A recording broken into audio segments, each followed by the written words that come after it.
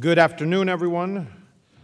It is March 21st of 2023, and welcome to the General Budget Conference Committee, the Joint Budget Committee on Health. I am State Senator Gustavo Rivera, Chair of the Health Committee in the Senate, joined by Amy Pollin, Chair of the Health Committee in the Assembly. I'm also joined from the Democratic majority by Senator Cordell Clear, Senator Natalia Fernandez, Senator Leah Webb, and we are also part of this subcommittee, but not able to be with us today, Senator Neil Breslin. We are also joined from the minority by Senator Patrick Gallivan and Senator Daniel Steck. Also pursuant to Public Officers Law, the Senate has appointed Kelly Mendoza. You have to wave, it's in the law. Okay, thank you. As recording secretary to keep minutes and to publish activities of the conference committee at the end of this process. Greetings. I'm Assemblymember Amy Pollin, co-chair of the General Conference. Thank you. I'll start again. Greetings. I am Amy Pollin, Assemblymember, co-chair of the General Conference Health Subcommittee. I'd like to introduce the following Assembly members. Assemblymember David Webern, to my left. To his left, actually not, would be Assemblymember Ron Kim, who's being substituted for Assemblymember Charles Falls. Thank you for doing that. Assemblymember Carinas Reyes, Assemblymember John Zaccaro, and on the minority side, Assemblymembers Joshua Jensen and Assemblymember Jody Giglio. Also pursuant to Public Officers Law, the Assembly has appointed Ayanna Armstrong, you can wave too, as recording secretary to keep minutes and to publish the activities of the conference committee at the end of this process. Senator Rivera. Yes, I'd like it to be noted that Ms. Armstrong did not wave, just for the record. Now, there are major issues that we will need to address in this conference subcommittee. They include, in no particular order, the Medicaid global cap. We certainly have discussed that over the last couple of years. We certainly hope to be able to resolve it. The upcoming 340B carve-out, that is something that is certainly looming. We need to make sure that we resolve it during these conversations. The essential plan expansion, financially distressed hospitals and safety net hospital funding, nursing home reimbursement rates, hospital reimbursement rates, as well as home care funding for LHCSAs, CHAs, and hospice, the long-term care ombudsman program, reproductive health care funding, OPCs, so the overdose prevention centers and the funding that they should be receiving, as well as medical debt relief. I'd also just like to add the consumer-directed personal assistance. I know home care in general, the fair pay accountability, the healthcare capital, EMS reform, early intervention, coverage for all, and, of course, our neighborhood health centers. The table has come to agreement on appropriations for the following agencies: the Office of Medicaid Inspector General. There seems to be agreement on the following Article 7 proposals in the budget: reauthorization of HCRA, HMH Part C, authorizes HCRA for 3 additional years. HCRA supports a big portion of the Medicaid program now, as well as healthcare, workforce, and tobacco initiatives. Extension of the Physicians Excess Medical Malpractice Program, HMH Part F, extends the program for a year through June 30th, 2024. This program provides eligible physicians with an additional layer of medical malpractice insurance coverage above their primary malpractice coverage. We look forward to continuing conversations with the executive to get a 3-way agreement on the rest of the items in the executive budget. So certainly a few things that still have to be discussed, and we certainly look forward, both in the Senate majority and I know in the Assembly majority, to discussing all these issues and reaching a conclusion before the April 1st deadline. In such areas, we've certainly talked about, I'm thankful for the, thank you for reminding me our coverage for all. It is very important. Also, financially distressed hospitals, nursing home reimbursement rates, and Medicaid rates generally. I wanted to give an opportunity also to my colleagues who are with us for some brief remarks. First, to my ranking member in the Health Committee, Patrick Gallivan. Thank you, Chairman. no doubt we have a lot of areas to consider. There's many important things. I'd like to comment on just several of them, some of which Senator Rivera has already commented on. The 340B program, I think what we think is important there is to preserve the services that are being provided and at the same time work to protect the independent pharmacies. The distressed and safety net hospitals. Last year, we included $700 million in the budget for hospitals that were distressed because of COVID and the pandemic. Not a penny has been distributed yet. I'm pleased to see that the budget proposal carries that over into this year and adds another $1 billion to help these hospitals. We must work, though, to make sure that there's a fair and equitable distribution across all the hospitals in need across the state. I'm concerned about a repeal of the Medicaid global cap. I'm pleased to hear Senator Rivera discuss that as an issue that needs to be resolved. We have to ensure that we have a tool to ensure that we stay within the Medicaid budget.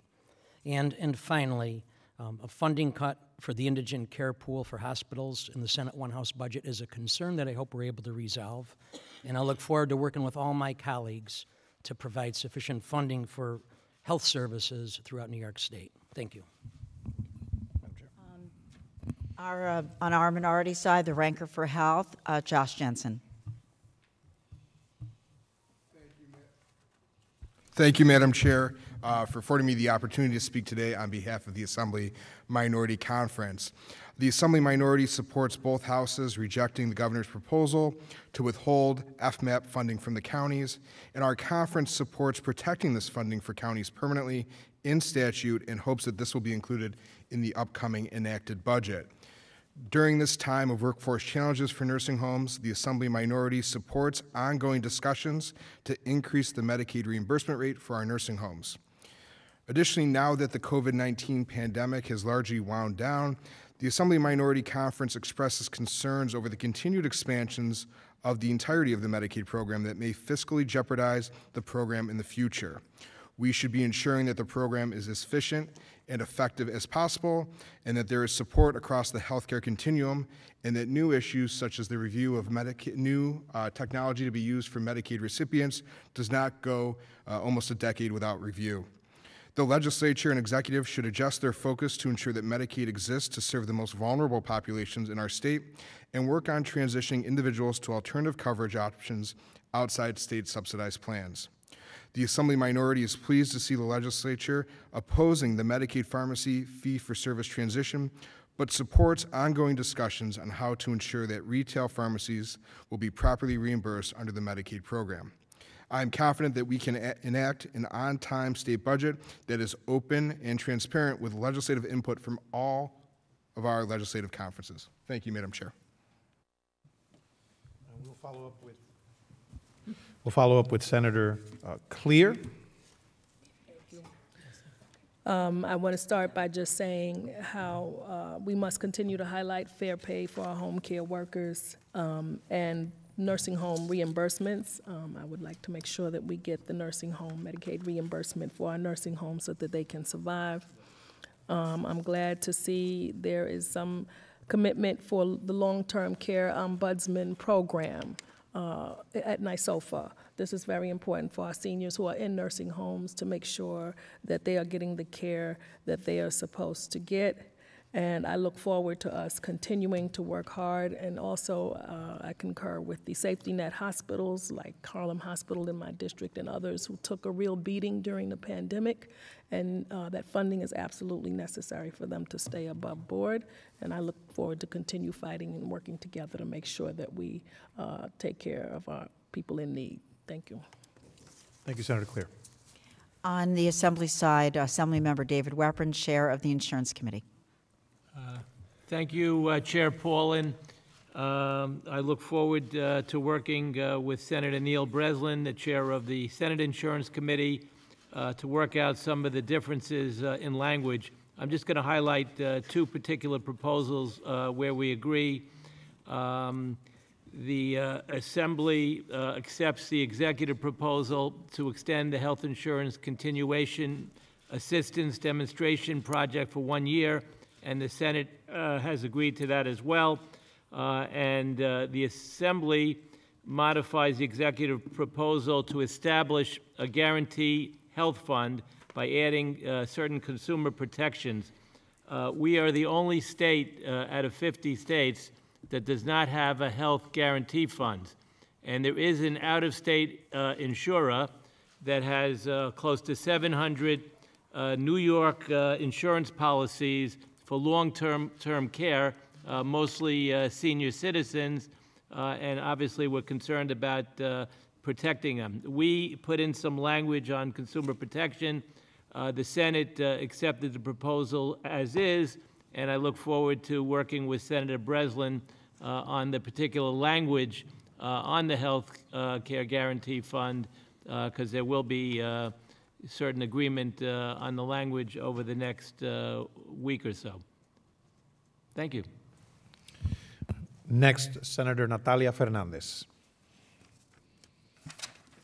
Thank you so much. I am Senator Natalia Fernandez, Chair of the Alcohol and Substance Use Disorder Committee, and very happy to see the progress by both sides of the legislature, both parts of the legislature, and to emphasize the needs within the umbrella of alcohol and substance use disorder. Of course, we want more money. We're very grateful for the settlement funds that became available, and it's very dire that we utilize those funds for every option that is out there for harm reduction, including overdose prevention centers and expanding behavioral health clinics and making sure that those that overlap with health, mental health, and substance use disorders get the care that they need without barriers. So I thank everyone for being a part of these conversations and look forward to the end of this budget being successful. Thank you, Senator Fernandez. Senator Charles Fall. Senator? Senator, sorry. I meant substituting Flipped over? Charles Fall for Ron Kim. Thank you, Madam Chair, Chair Paulin. Chair of the Assembly Aging Committee, Ron Kim, apologized he could not be here today. He had a personal matter he had to attend to. As a member of the Aging Committee, I join Member Kim in raising the alarm pertaining to the state's rapidly aging population. As we prepare for our master plan on aging, we must invest now to get ahead of leaving thousands of older New Yorkers behind. That is why I join my colleagues in pushing to fully fund the long-term care Ombudsman program, the Guardianship Project, and expanded in-service for the elderly to eliminate the state's waiting list for home care. So we support $15 million for long-term care for the Ombudsman program, $15 million for the Guardianship program, and the $39 million for expanded in-home services for our elderly. Thank you, Madam Chair. Following up, Senator Leah Webb. Greetings, everyone. I'm Senator Leah Webb, and I chair women's issues in the Senate. I just want to echo some of the sentiments that have been shared so far. Most certainly happy to see in the proposed budget from both houses with regards to addressing issues around reimbursement for Medicaid, especially addressing having more resources for our safety net hospitals. This is a major challenge, especially in districts such as mine. And I would be remiss if I don't lift up the ongoing need we have to expand protections and resources for reproductive care. In New York State, we have taken bold approaches and will need to continue to do so. And I look forward to our continued discourse and ultimate success on behalf of all New Yorkers with regards to this budget moving forward. Thank you. Thank you, Senator Webb. Assemblymember Carinas Reyes. Thank you, Madam Chair. I just want to elevate the plight of healthcare workers. Last year, we were able to make incredible strides in ensuring that our home care workers receive more than the minimum wage for the work that they provide. I think it's important that we stay true to that promise in this budget and make sure that they are above the minimum wage at those $3 or more, and that there is some accountability, like the chair said, and how there is payment and reimbursement to a lot of the healthcare providers. I would also like to elevate the need for a rate change for medication abortion visits. We are behind many other states in the rate that we pay for those visits. A lot of that cost gets eaten up with the cost of the medication alone. It's how we provide 60% of abortions. It is the safest, easiest way to do it, and I think it's important for us to look at that rate as we look at Medicaid rates across the board as well. Thank you, Madam Chair. Thank you, Assemblymember.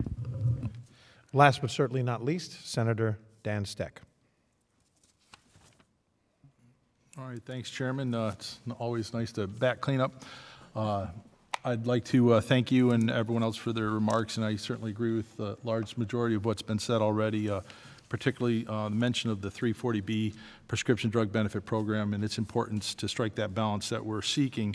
But one thing that I just wanted to continue to highlight my concern I think a lot of us share around the state is the futures of our nursing homes. And I fully understand that there tends to be more for-profit centers downstate and more non-for-profit upstate. It's been 15 years since they've had a Medicaid rate increase, with the exception of 1% last year, but certainly in the last 15 years, and especially the last couple, we've had record inflation, and the 5% that the governor had proposed was not nearly enough. The request was 20%, and I know the Senate One House bill landed at 10%. There's also some pool funding that's been included in there, and certainly any funding is welcome. However, certainly I think it's more reliable and more effective if funding that we make is part of the base rate, and I would prefer us to try to work towards driving that rate increase up so that we don't go another 15 years and find ourselves in a similar hole in the future. I think that how we treat our seniors in our nursing homes is one of the most important things we as a legislative body should be focusing on, and I'd just like to see us do whatever we can to try to drive that Medicaid rate reimbursement for our nursing homes closer to their goal. I know that they've advocated with all of us, so I know everyone here on the panel understands the issue, but I just wanted to highlight that as something that I really think that we should be doing everything we can to try to improve. Thank you. Both Republicans and Democrats agreeing. Madam? Yes, Assemblymember Jody Giglio. Thank you, Madam Chair. You are, we think. Now I am. Thank you, Madam Chair. So the majority in both houses have shown support for legislation to extend the essential care program to immigrants, regardless of whether or not they show income and they're paying into the system. Without a proper way to verify income for this initiative and the possibility of individuals coming to New York to access health care, and they should because we provide the best health care, but that is getting watered down. The Assembly minority we have serious concerns about this initiative because we are not doing enough for the not-for-profits that are providing to New Yorkers that have been here and paying taxes in this state for many years, and the services are getting watered down. So that is my concern with extending the essential program to non-U.S. citizens. Thank you. So with that, I will just conclude and say I'm thanking all my colleagues for being here. We have certainly quite a bit that we still have to get through, but we remain hopeful, and we will work with the Assembly, certainly the Assembly majority, as well as the Democratic Conference is committed to working along with the governor to get an on-time budget that fairly addresses all of these issues. We certainly look forward to working with her to be able to achieve that. And I just ditto. We look forward to an on-time budget. And with that, this is adjourned.